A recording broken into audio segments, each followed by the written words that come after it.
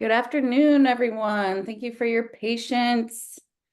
Running into a couple of technical difficulties, but all is well now. Happy snowy Friday. I'm Johanna Miller. I lead the Energy and Climate Program at the Vermont Natural Resources Council. Also helped coordinate the Vermont Energy and Climate Action Network, which, as many of you know well, I hope, is the network of Vermont's all-volunteer town energy committees and the partners that support them, including Vermont Council on Rural Development, Vital Communities, Efficiency Vermont, the Energy Action Network, and the Vermont Natural Resources Council.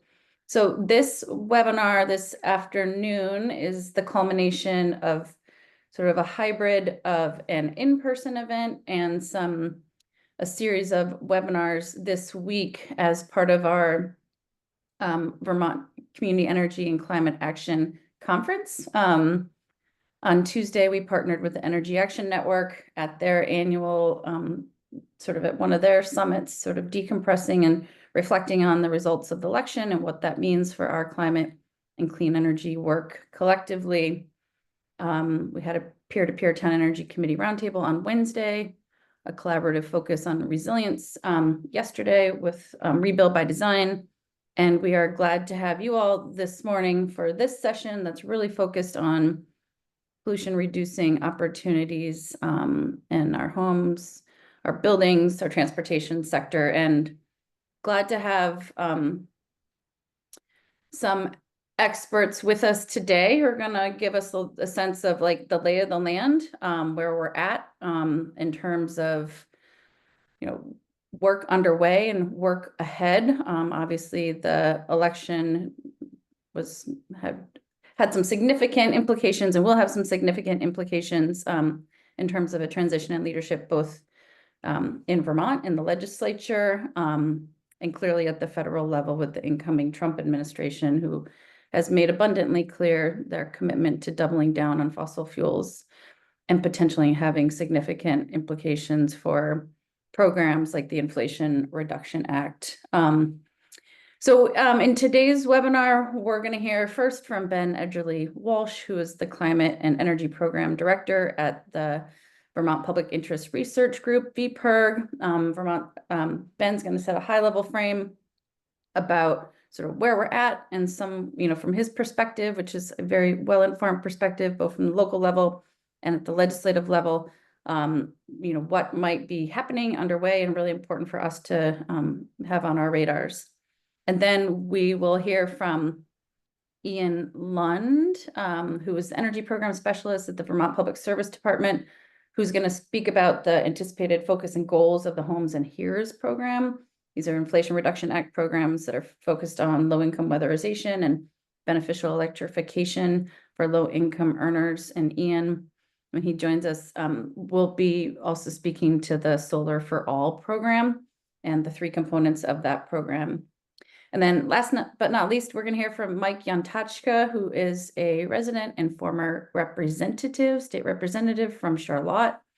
And Mike is going to share a really important and exciting success story about the transformation of the Charlotte garage into a big solar, with a big solar array and a commitment to a net zero building, producing enough electricity for the garage, town hall, library, and senior center, and 83% of the electricity used by the fire and rescue building. So it's a really important success story made possible with federal funding. So very excited to have former Representative Mike Yantachka here with us as well. So we're gonna, hear from these folks, and then we want to get questions from you all. So please feel free to drop questions in the chat as they come up. And after we hear from our presenters, we're gonna get to as many of them as possible. And without further ado, I'm going to turn it over to my friend and colleague, Ben Edgerly-Walsh of VPIRG. Thanks so much, Joey. Always a pleasure to be here at VCAN. I'll confess I miss being with all of you in person, but I'm really grateful to be on a panel like this yet again. So I wanted to start by just briefly adding a little bit to the table setting that Joey did on the context, in particular the political context that we're operating in right now. get into a update on a couple of existing state policies, and then talk a little bit about what we see on the docket for the coming legislative session in terms of state policies that are a bit more proactive, really continuing to build the momentum on climate action here in Vermont. So obviously, none of the political context is any kind of a secret. Folks know that the candidate for president, more interested in climate action, lost, to put it diplomatically. And we have an incoming Trump administration that is, by all accounts, hell-bent on doing everything it can to undermine climate action, including repealing all or significant parts of the Inflation Reduction Act, and even clawing back, pulling policy lingo for trying to pull money away from states and other entities that have already been awarded it. It's a little bit unclear exactly how much ability they have to do that, but they've certainly expressed an interest in trying. I will say, here in Vermont and across the country, you saw cost of living really as the central issue in the election. Obviously, we had our own, political dynamics here around property taxes specifically, but generally speaking, that's, all indications are that was a huge part of what people were voting on. I will say, two things about that. One, climate action really is action to reduce the cost of living. Generally speaking, obviously, a less severe climate crisis is going to mean lower costs for everyone. But in the immediate term, almost all of the climate actions you'd want to take in the energy space are things that are going to save people money now and in the future. And so I think there's a real opportunity to really emphasize that value of the work that we're doing. The other thing that I want to make very clear is there's really no data to suggest that what happened in November was in any way a rejection or repudiation of climate action. The Yale Center for Climate Communications has been polling on the percentage of Americans that believe global warming is a very important issue as they're considering who to vote for. And that has been rising modestly over time, not as fast as you would perhaps want it to, but rising nonetheless. And it really has stayed steady over the past 4 years, including in the 2024 election. And so I think that is something that we all need to remind ourselves, as especially going into January, we're seeing a lot of horrible things coming out of Washington, D.C. We still live in a country where people understand that global warming is important. They have real, immediate kitchen table issues, as politicians like to call them, that are maybe more front of mind, generally speaking, than the climate crisis. But there's still a real interest in an appetite for climate action here in Vermont and around the country. On the Trump administration and their interest in repealing, rolling back, clawing back climate action, in particular, funding for it, obviously there's a real fight that's going to be happening in DC. There's a lot of fantastic organizing happening in red and purple districts with GOP lawmakers whose constituents have benefited enormously from these climate actions, factories being built, homes being weatherized, to convince them not to roll back the things that Trump would like to roll back. That's not what we're talking about today, but it's important context. And I don't think it's a given by any stretch that they're going to be able to accomplish what they want to accomplish, just like they, in the first go around weren't able to repeal Obamacare ultimately, though they, on paper should have been able to. And so I think, here in Vermont, there's kind of two big things we need to do. One, proceed as if all of these dollars are still going to be happening, plan for their use. You'll hear a little bit more about that in a minute. And then two, do everything we possibly can here in Vermont to both accelerate any benefit we can gain from those federal dollars and, do everything we can here in Vermont on climate action. Okay, so let me dive into the policy context, and then I'll try to wrap up relatively quickly so we can leave time for, question and answer, which will be, I believe, taking after all of the panelists have spoken. So two policies I want to give a quick update on before I get into prospective or proactive ones. On the Global Warming Solutions Act, if folks haven't seen it, and there hasn't been a lot of media coverage on it yet, so you may have missed it. I want to be, just very upfront with folks that the governor is calling for a rollback of the Global Warming Solutions Act. Obviously, he vetoed it in the first place. It's never been a supporter of the law, but is really increasing the drumbeat for pushing back the dates on that, weakening the requirements substantially. The quick history behind the Global Warming Solutions Act, just as a bit of a refresher, I'm sure most of you are familiar with it, but it was passed in 2020, makes Vermont's climate pollution reduction requirements actual legal requirements, and in significant part was passed because Trump had pulled the US out of the Paris Climate Paris Climate Agreement. And what it does essentially is takes the US commitments under the Paris Climate Accord and enshrines them in law here in Vermont. And so when someone says, we are committed to adhering to, Paris, we're still in, what they mean is they should be supporting the Global Warming Solutions Act, because that's what this is. The other thing that's worth noting, while the governor's been fairly vague as to what he means by that, what we've heard from Secretary Moore of the Agency of Natural Resources is a real focus on 2050, and sort of a disregard for the earlier requirements in the law, as if the amount of pollution being emitted in Vermont in 2050 is the most important thing, when in fact everyone here knows that the total amount of pollution that's being emitted, the total amount of greenhouse gas emissions that have been emitted is actually the most important thing. That's why there are interim deadlines as opposed to just the one at the end. And the other thing that's really, really important here is there's an energy transition going on. The status quo is deeply unaffordable. Heating and transportation are enormous burdens on Vermont families, and we can make that better. We can reduce costs as we're reducing pollution if we lean into this transition. Representative was speaking at an Energy Action Network conference the other day that VCAN was co-sponsoring, and what she said was a commitment to rolling back the Global Warming Solutions Act is a commitment to leaving Vermonters behind in this energy transition, and I think that's absolutely right. So we're going to be fighting that tooth and nail, and have no interest in seeing any rollbacks there. The second thing I want to touch on briefly is the Climate Superfund Act. Much less of an update there, but just a reminder, this is the law that was passed last legislative session that essentially said the largest fossil fuel companies in the world that have any kind of legal or physical connection to the state of Vermont should be required to pay their fair share for the cost of the climate crisis to the state. That's in the implementation stage, very early days. It's a multi-year implementation process that's only about 6 months into, but that's going to need some additional funding to continue its implementation, and we'll be working to support that in the legislative session.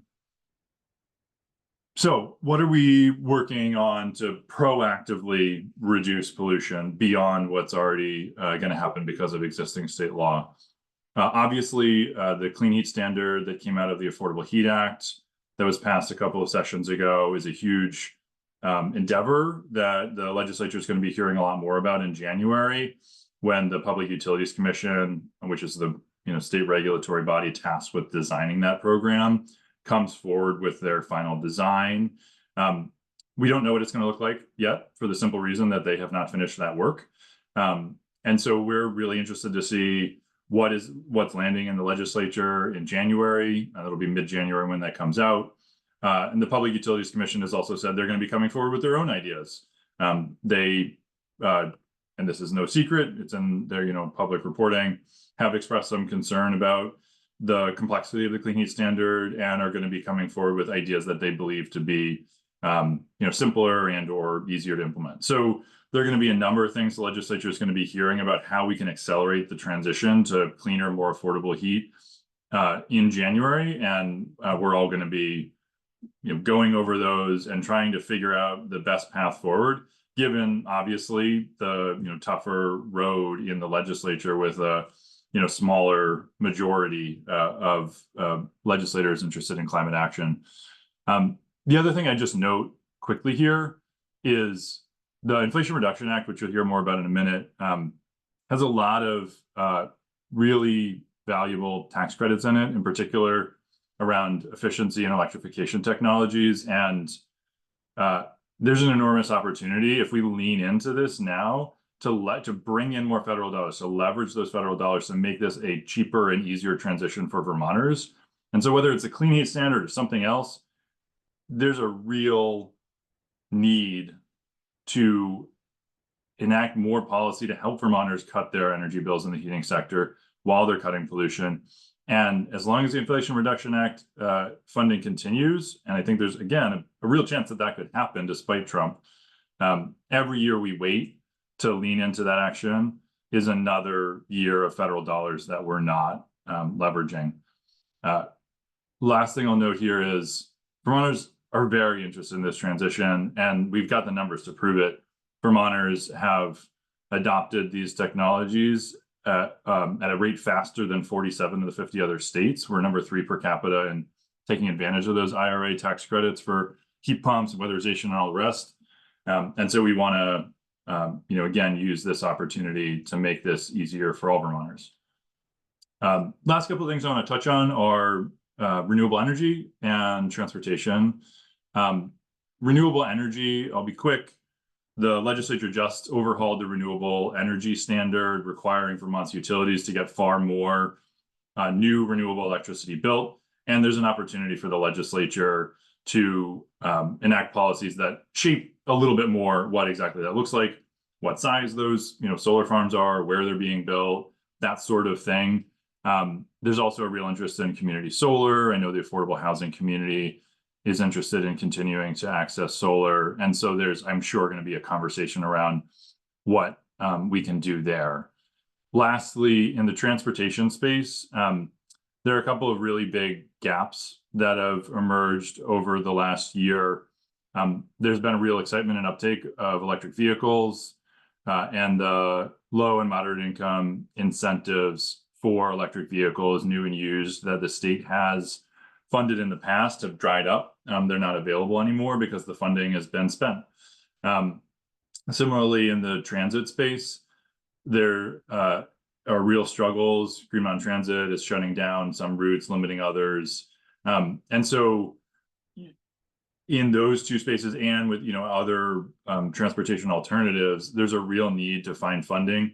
Ideally, that's ultimately a long-term sustainable funding source, but in the near term, at least backfilling some of these programs so that Vermonters can continue to benefit from them. It's something that I know the transportation committees are going to be sinking their teeth into, and we are going to be watching very closely. Thanks, Ben, for the very high level, 30,000 foot level, but those setting the sort of context around what's happening in Vermont, what potentially could happen.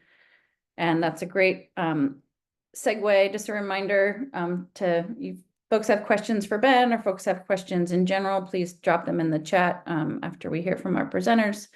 We are going to get to as many of them as possible. And as I mentioned, next we're going to hear from Ian Lund.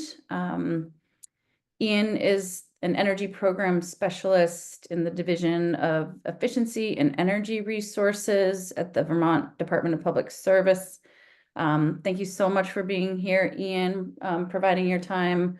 As I noted, Ian's going to speak about the Homes and Here's program and the Solar for All program. I know these programs are of interest to so many of you. And as you know, has been articulated, and I think as we're hoping to the degree Ian can read any tea leaves, give us an update on sort of where these, what these programs are about, the status of dollars that have come in for those programs, and any potential uncertainty around their durability with the transition to a new administration. So Ian, if you have a PowerPoint, I think you should have been given, there you go. Excellent. Thank you so much, Ian. That looks great. Awesome. I'm going to turn it over to you. Thanks, Ian. Thank you, Joanna. Starting subtitle. Oh no. Hold on. Unless people really want that, I'm going to leave the subtitles off. Ian, your audio is a little choppy. Devastating. Okay. Oh, Can you hear me? hang on. Really? I have headphones that I can put in that might be better. No, I think it's okay now. Okay. Let's roll. Thanks, Ian. Roll. All right. Hi, everybody. I'm here to talk about some Inflation Reduction Act funding passed all the way back in 2022. And specifically the home energy rebate program. Programs, actually, because there are two of them. So 2022, Congress passes the Inflation Reduction Act. Everybody is so stoked, and everybody hears immediately, oh my gosh, we're going to be getting rebates for key electrification equipment for decarbonization, specifically heat pumps. Everyone's like, oh my gosh, we're going to get an $8,000 rebate on heat pumps.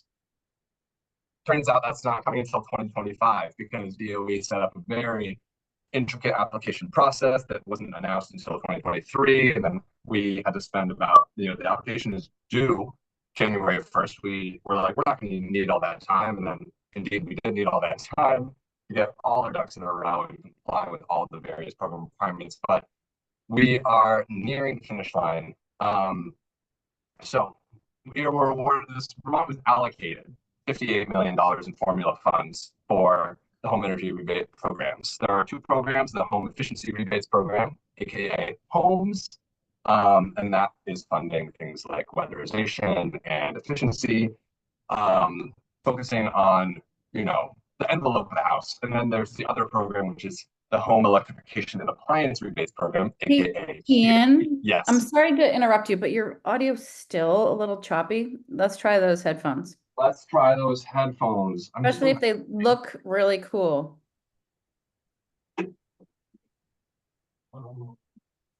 It may help a little bit because I know people are really interested in these programs. So Sorry, one. you're good. How is this? Much better, I believe. Keep going. Now I can't hear you guys. Can you hear me? Yes. Can you Okay. hear me? And am I at all more clear? It's much more clear. Thank you so much. Okay, that is a relief. Would you like me to repeat anything that I just said? Or okay. I think it's on the screen. I think Yeah, we were talking about here. I know I can just like play the slideshow. Just kidding. Okay, so we're talking about here appliance rebates. And it provided rebates for a wide variety of appliances. But states were given discretion to sort of set up these programs actually how would work for the states. Which because every state is different, every state is in different places with their efficiency and electrification journeys, policy wise. And so I think it was a good idea for DOE to sort of give states flexibility to design their own programs. However, they gave us a huge amount of requirements to work around, such that all the programs are vaguely similar. Anyway, let's talk about what Vermont is doing. So our home efficiency rebates program, aka HOMES, we pretty quickly decided we were going to work with the weatherization agencies to roll out this program because they are already extremely well set up to deliver efficiency to the most in need sector, i.e. the low income residential sector. And coincidentally, they were facing a funding cliff. The weatherization agencies, got a huge infusion of money through the American Rescue Plan Act, ARPA, and used that to really scale up their operations, serve more homes, enable that much more energy to be saved. And come 2025, I think 2026, they're going to be running out of those funds. And so this seemed like a really natural way to spend this new infusion of federal dollars that is specifically earmarked for efficiency to make sure that the weatherization agencies can continue to do the amazing work they do, which is provide no-cost efficiency retrofits to low-income single and multifamily households. There are some strings attached to the home efficiency rebates program that are a little more stringent than what weatherization assistance program already does. They can only spend up to $16,000 of rebate funds per home, and they can only serve homes that achieve at least 20% energy savings as a result of the efficiency interventions. And the way that people will tap into these rebates is the same way that they would access the weatherization assistance program as it currently stands, which is get in touch with your local community action agency, see if you're income qualified, have someone come out at the home, etc. Is there anything else I want to say about homes? I can talk about where we're at with the timeline. I had slides on this later, but essentially the application for homes is done. It's in, it's approved. The 29 million has been obligated. And hopefully we should be all set to launch in July. Unless someone tells us no, which anyway, we'll get to that. The second program is the HERE program, which we also got 29 million for. And the department wanted to do a lot of stuff with this money. 29 million, sounds like a lot. Unfortunately, it only goes so far. But we are setting up 3 different programs to hit sort of 3 different sectors that the department wanted to prioritize. So basically, we have a suite of appliances that were eligible for here, including electric water heaters, electric stoves, electric clothes dryers. We're eligible for here funding, but we really wanted to focus on heat pumps, given the thermal sector is something that Vermont it's a lagging sector in terms of areas to be decarbonized. Then we had the clean heat standard on the way, and we just figured, let's get more heat pumps out there. We've got a lot of people into liquid fuels that are really expensive. And again, the weatherization systems program already installed heat pumps. So we figured, perfect, when they're going to homes to do the weatherization work, they can also, check for viability of a heat pump. And if it's viable, we can install a heat pump on that project. So that's the first program, is co-prime heat pumps for low-income single-family houses. That's a third of the award. Hey, Ian, yes. I'm sorry to interrupt you again, but it's still really choppy. Maybe can you try turning off your video? Sorry. Yeah. I don't know if it's connectivity issue. It may very well be. It may be. Guys, this never happened. Really? I don't know. It's just very choppy. What if I plug in my computer? That probably won't matter. Okay.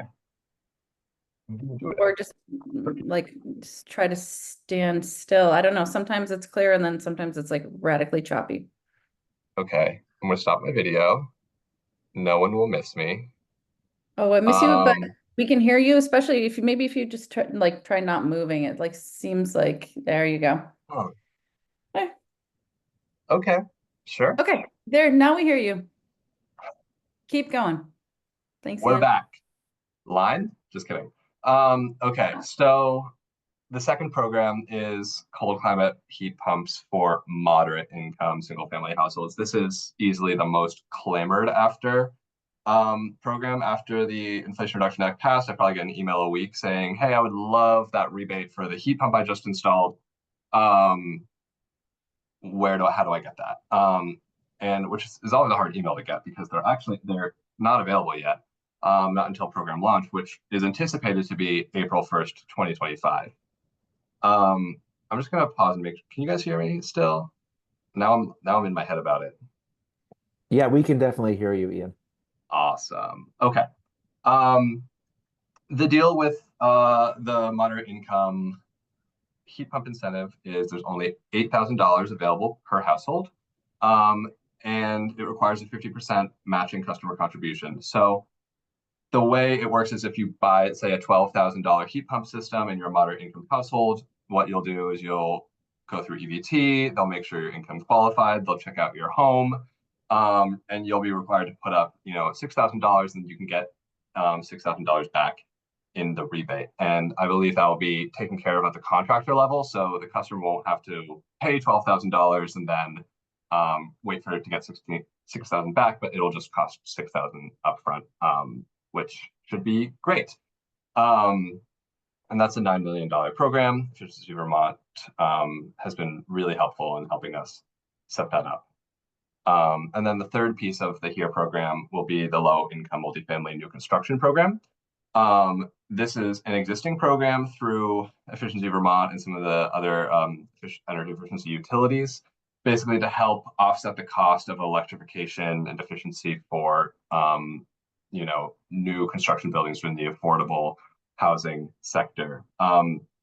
So for any developer looking to build a new like affordable housing building, they can apply for some of these programs, and they just have to basically like just verify that all of the tenants coming into their new building, at least 50% of the building will be for low income residents. And that's low income here is defined as less than 80% AMI. Should have said that earlier. Moderate income is capped at 150% AMI. That's area median income. And I can talk more about that if people aren't familiar with what that is. I wasn't when I came into this, but you guys have been in this space longer than I have. And they essentially get $14,000 per unit in that building to spend on electrification. And that does include heat pump water heaters. I think it might include electric stoves. But again, mostly going to be focusing on heat pumps and heat pump water heaters. More multifamily. Yeah, income verification is really important. I think what a lot of people, I'm not sure, a lot of people are like aware of this when it came out, but no one above 150% AMI, area median income, will be eligible for any of the home energy rebate money. Just because when Congress wanted to make sure that these rebates were just going to those who needed it most. Pretty much except for the 9 million going to moderate income heat pump rebates, the entire program, home energy rebate program, is going to be targeted at low income households. This is just some stuff that's been, this is more multifamily. I'm not sure we need to cover this. Okay, let's just talk about the timeline. So we applied for the homes rebate, we got the award, it's obligated. PSD is now working with the Office of Economic Opportunity, which administers the weatherization program, to write the grant agreement. Then we have to write some implementation blueprints for DOE. That's just sort of ironing out all the details of how our offices are going to work together and how we're going to be supporting, community benefits, consumer protection. And then homes is set to launch through the WAP on July 1st, 2025. For here, the electrification program, we are working with DOE right now to finalize our application. We've revised it, or we submitted it in October, and we got a little bit of feedback. We're working on them to sort of be in alignment with all of DOE's requirements. Hopefully that's approved this month, and if not by January. And then we're hoping for a launch by April 1st, 2025 for the EVT programs. That's the multifamily housing, the new construction program and the moderate income program. And then the low income heat pump through WAP will be launching July 1st with the homes program. And that is all I had prepared to talk about today. Please let me know if you have any questions. There are definitely a couple of quick questions, and some of them are clarifying. I was going to try to save questions to the end, but Ian, just since you're still on the question from Bob, does the heat pump program apply to air to water heat pumps as well? Oops. Does it apply to water heat pumps as well? Air to water heat pumps? Probably. We asked DOE whether we could even do geothermal heat pumps, and they said probably. I think the question was specifically about, like a district energy, like geothermal heat pump, and they had some questions about it, but generally they said yes. I think it's that, there are a lot of heat pump technologies that could work. The program though was, designed, I think, with air source heat pumps in mind. So you would not get an incentive for an air to water heat pump? I can't definitively say that you wouldn't. I think it would just be something that we'd have to take a look at. Okay. In the chat, it seems like Tim Yandow says it would get an incentive. We can clarify.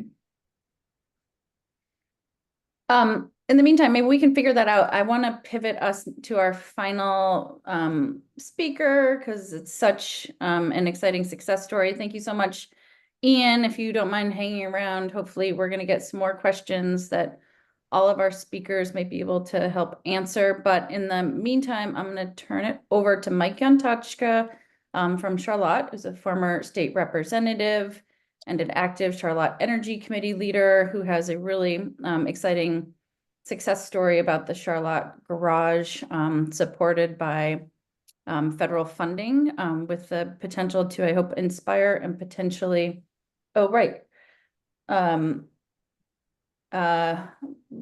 potentially, be replicable in other communities. And I'm going to turn it over to Mike, but then, yes, Ian, were you going to cover solar for all as well?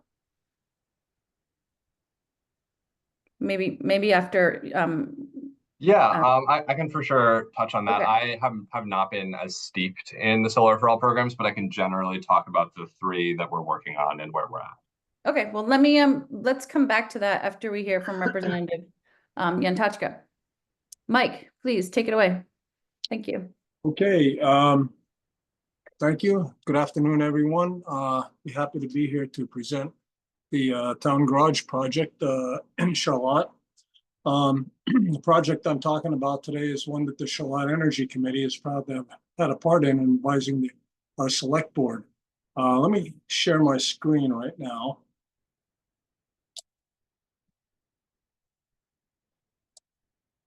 And start the slideshow. If I can get that going, here we go. Looks good. So we wanted to be sure that the new town garage would use environmentally friendly building materials and clean energy sources. So if you asked anyone in Charlotte three years ago whether we needed a new town garage, whether we should build one, the answer would probably be no. It's going to raise taxes. We don't need one. We already have one. But then 2 days before Christmas in 2021, the issue was forced on us because the leased building, which housed our road commissioner's equipment, burned to the ground. He lost 4 plows, plow trucks, tractor, and various other supplies and equipment that were completely destroyed. And it was the beginning of winter, and there was no way he was going to be able to plow the town roads. So we were fortunate that Governor Scott authorized the Agency of Transportation to lend 3 snowplow trucks to Charlotte to help our road commissioner do his job. The trucks had to be stored outside, however, which made maintenance harder, and our road commissioner, Junior Lewis, whom everyone loves, the guy gets the most votes when he's up for re-election than anybody else in Charlotte. He said that unless the town could provide a garage to put his equipment in, he would have to give up his position. We certainly didn't want that to happen. So the select board proposed to build the town garage on town-owned property on just off of Route 7 for a cost not to exceed $3 million. There was uncommitted ARPA funds of $1 million that we still had available, and another $500,000 that the road commissioner had, through various methods, managed to retain as a surplus in his budget. And that $1.5 million defrayed the cost, and the remaining $1.5 million would have to be bonded. So the select board put the idea to a vote at the March 2023 town meeting, and it passed. So the Charlotte Energy Committee recommended that the garage be designed to be as fossil fuel free as possible, and that the building materials be as environmentally friendly as possible. The select board agreed, and the project was put out to bid. The specs included steel framing and siding, a paved parking area, and heat pump system. And all of the bids came back over the $3 million limit. So one of the companies, Farrington Construction, was willing to work with the select board to reduce the costs and still achieve the goals. The metal siding was replaced by vinyl siding, the steel framing by wood, and the parking lot would be gravel instead of being paved. And this put the cost to just under $3 million. So under the leadership of Rebecca Foster, our chair of the Energy Committee at the time, and with the support of the Conservation Commission, Sustainable Charlotte, and other members of the public, we objected to the vinyl siding because of the toxicity of the material and recommended a switch to engineered wood siding, and the select board approved the change.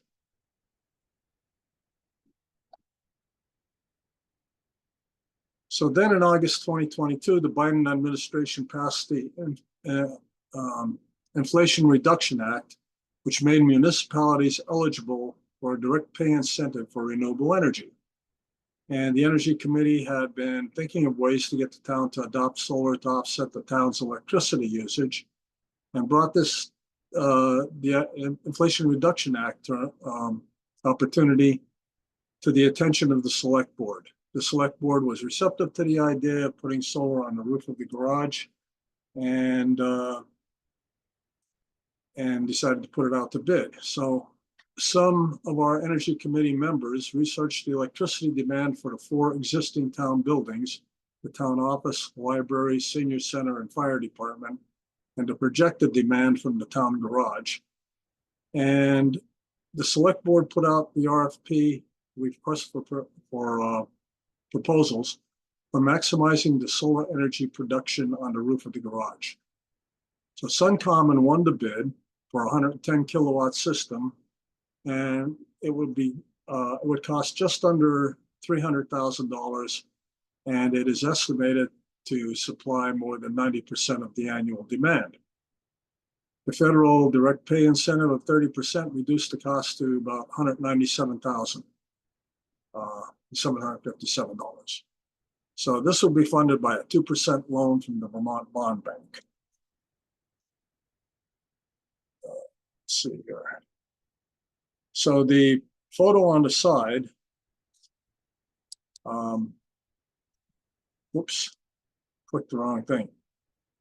I don't know how to go back one page, but anyway, the photo on the side showed a celebration and press conference that the town had at the town garage back in October, celebrating the Vermont Bond Bank reception of $40 million from the U.S. Department of Agriculture for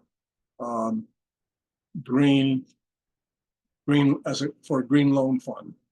Would have 0 interest to the Vermont Bond Bank and allowed for low percentage interest, 2% in our case, to municipalities that were taking advantage of it. So anyway, the town garage was finished, and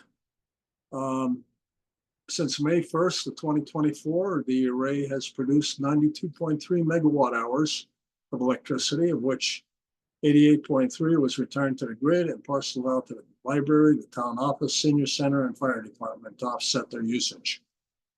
And so that's the story. This picture is shows our Energy Committee with Senator Welsh, who spoke at the press conference.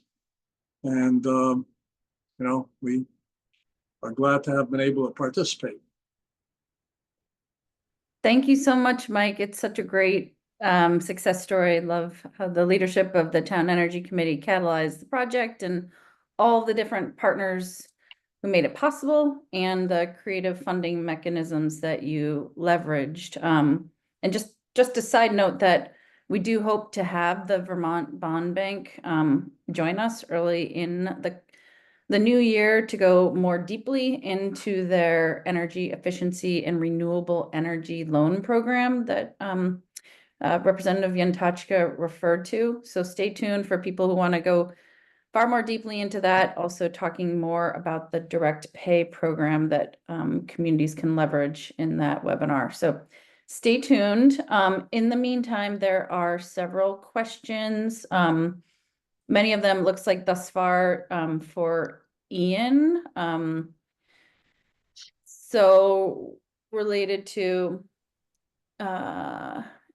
Ian, I'm wondering if there's a question for the low income here program for a 2-apartment owner occupied dwelling. If an owner is low income, would each apartment qualify for the $8,000 heat pump rebate?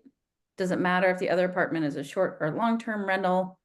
And would current electric, EV GMP $2,000 per outdoor unit still be used? Yes. So I was just writing an answer to this. So the way that DOE actually defines multifamily household, anything greater than 1 unit in a building is considered multifamily. So 2 apartments would be a multifamily building, and the requirement for serving a multifamily building is that at least 50% of the units have to be low income. So if the owner is low income and lives there, in theory, the building is eligible for here and also homes. But the other neat thing about multifamily is that you can stack the rebates per eligible unit. So in theory, both of those units could combine their heat pump rebate into a $16,000 rebate that could potentially make a system, or buy a heat pump system that serves both units. Again, that would be complicated, and probably the weatherization agency serving that house would have to look into what makes the most sense for that particular situation. And I can't speak to the short-term rental piece of it. And yes, we confirmed with GMP that the additional low-income heat pump rebate can be stacked with the HERE rebate. Okay, before I ask a question of Mike, just a couple other small things. Ian, can we use the 2023 taxes for income verification? And are the applications for these rebates open yet? The applications are not open yet. They will be open after program launch, April 2025. And given that tax season will likely be over by the time these programs launch, I don't think 2023 taxes will be allowed. But I don't know, maybe if you get in really early. Okay, thank you, Ian. For Mike, how does the road crew like the new garage? Is it a healthier space to work? What's the general sentiment?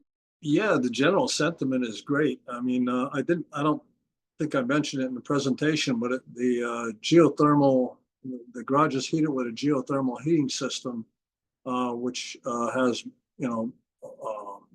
I guess they call it radiant heating at the floor, with piping through the floor that generates heat. So it's a warmer space. It's brand new, of course. The air quality is great, and they love it. So, and it's a great place to visit. Actually, we had several events in there, and it's very comfortable. That's great. I'm looking forward to seeing it myself. Ian, I think this one is for you again. Will the weatherization assistant programs be able to handle the increased demand caused by new funds? Is capacity, people power being increased? Great question.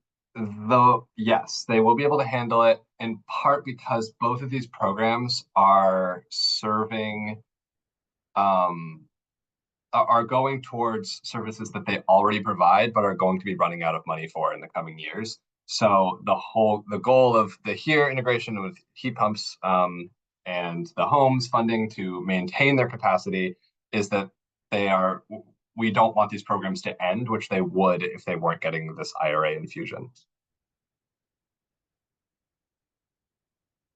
Excellent. I'm just trying to make sure I'm getting, are there other questions? Yeah, before actually, if you can give a brief update about Solar for All, Ian, just hit the high level on the 3 program buckets, and then sort of the dollars, whether they've been obligated, and what we might anticipate from those dollars actually going to those programs. Sure. Let's see. I'm going through my notes as to where. So we got the award on our application, you know, it was a competitive award, and I think we applied for $100 million, and they gave us $60 million. And now we have to finalize a work plan, I think, for them to officially give us the money, but they have obligated the $60 million for our initial proposal. But we can't spend it yet until they approve and finalize our work plan, if that makes sense. An obligation is we consider good at the department. That's, you know, a stage at which I'm told it's much harder to take the funds back from states. So in terms of, you know, change of administration and, you know, changing favor for efficiency and solar and electrification and all that, we do think we'll be able to spend this money. The 3 Solar for All programs are, well, they have acronyms, but that I won't start the acronyms. So we have $22 million for affordable housing tenants. That's a partnership between the Department of Public Service and the Vermont Housing Finance Authority, VHFA. And that's going to be, you know, developing project-specific solar projects. Like, it's either going to be an on-site system on top of the roof, or on a ground mountain system, or an off-site. That's more of like a community solar array. And with all the benefits from that array going towards affordable housing tenants, such that they can, you know, that development or the tenants can claim to be powered by solar energy. The other another $20 million will be going towards what we're calling affectionately the Acre 2.0 program. I think that's the Affordable Community Renewable Energy Program, which is a program that already exists. It's a partnership with utilities where I think that they will be able to apply for this money and use it to build community solar arrays, which will then be distributed to renters in their systems. And this is open to all utilities in the state, I believe, and these will be, you know, megawatt-sized community solar systems. And then the third program is the RAISE, and this is the residential focused program. So on-site solar for homeowners up to a 5 kilowatt system. And the money will flow from PSD through solar installers and financial partners to essentially help lower the cost of on-site solar for homeowners. Great. Thank you. Dan, where you wanted to, been some great responses to questions in the chat. Yeah, just for this Dan Fingus, Climate Action Coordinator here at Vermont Natural Resource Council, doing some of the tech back end.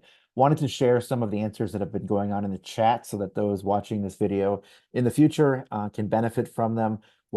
Special thanks to Tim Yandow from Efficiency Vermont, who has been answering some questions. I really appreciate it. So there was a question about what does braided with EVT's existing MFNC program mean regarding the multifamily new construction. And Tim let us know that currently Efficiency Vermont offers an incentive of $3,700 per unit for projects that meet our high performance standard. The braiding will be using IRA funds to further electrification measures for these projects on top of our incentives. There was a question about energy recovery ventilation with electrification work. And Tim let us know that the HERE funding allows for up to $1,600 per unit for the multifamily new construction program to go towards air sealing, insulation, and ventilation. The HERE funds for heat pumps does not include funding for those same kinds of projects and technology. So, and keep the questions coming. Yes. Is there any final questions for our panelists? You know, please share them now. We will wrap shortly. I did also want to just give Ben, Ian, and Mike an opportunity to offer any final thoughts if folks don't have any more questions. And also, just side note before I turn it over can start first with you, Ben, if you wanted to offer any final thoughts, just that we're going to send out a survey shortly, especially for the Energy Committee leaders on this webinar, that we're very interested in hearing from you in terms of the sort of webinar topics or issues that are of interest to you that we might line up for further like deep dives, either via webinars or potentially considering some in-person events as well. So please stay tuned for that survey. And in the meantime, just turn it over to you, Ben, in case you want to offer any final thoughts. And I would ask the same of Ian and Mike with gratitude for your time today. Ben, anything or just? Yeah, I would just say I know many of you will be in various ways manning the proverbial barricades in January when Trump takes office and tries to do a whole lot of horrible things. I am going to be right there with you. That is deeply important work. And I also am deeply grateful for the local and state work that everyone on this call does. And I'm looking forward to working with you to defend the Global Warming Solutions Act and keep on making good progress here in Vermont. You know, we adopted that law in response to Trump pulling Vermont out of the Paris, or pulling the United States out of the Paris Climate Accords. It would be absurd beyond reason to have Vermont pulling back on our own climate commitments, pulling back from our commitment to the Paris, as Trump is yet again pulling the United States out. So we got to hold that line. I'm looking forward to working with you all to do that. Thanks, Ben. And Ian, I know you've shared a lot and there's a lot of interest in the programs that you've outlined. Any final thoughts, or if people want to stay abreast of the Solar for All programs and the Homes in Here, how can they do that? Is there a web page? I know there is, and we can, if you want to drop that in the chat or. Sure. And then Ian, are we able to share your slides after this? I will absolutely share my slides with you after Great. this call, and I'll throw in some slides on Solar for All in there as well. Thank you. And yeah, we just updated our website yesterday. I'll drop a link in the chat with the latest on the Inflation Reduction Act and our home energy rebate programs. I am not sure what the website for Solar for All looks like. I'm sure we have one. I'm not sure how up to date it is, but as we, I think after we finalize our plan with EPA and we are 100% on the details of all the programs, there will be more to come on that on the PSD website as well. Excellent. And Mike, any final thoughts or looking towards the future? The question was whether we made any trade-offs in order to afford the geothermal system, and it was part of the request for proposal. So it was included in the original design and within that budget.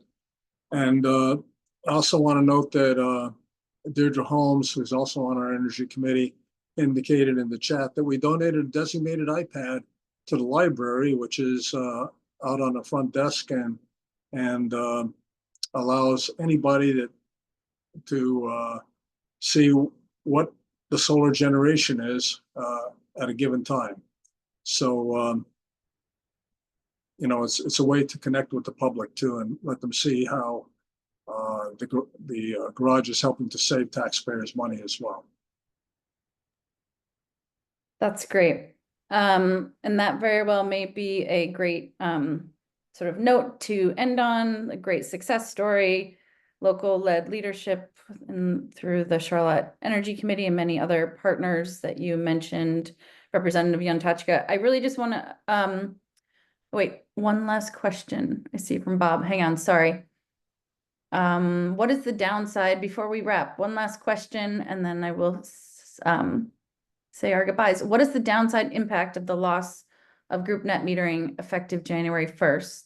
This makes it very hard for our town building, I believe is Plainfield, to share an optimal solar array without buildings being adjacent. I don't know if Ian or Ben, do you want to take that one?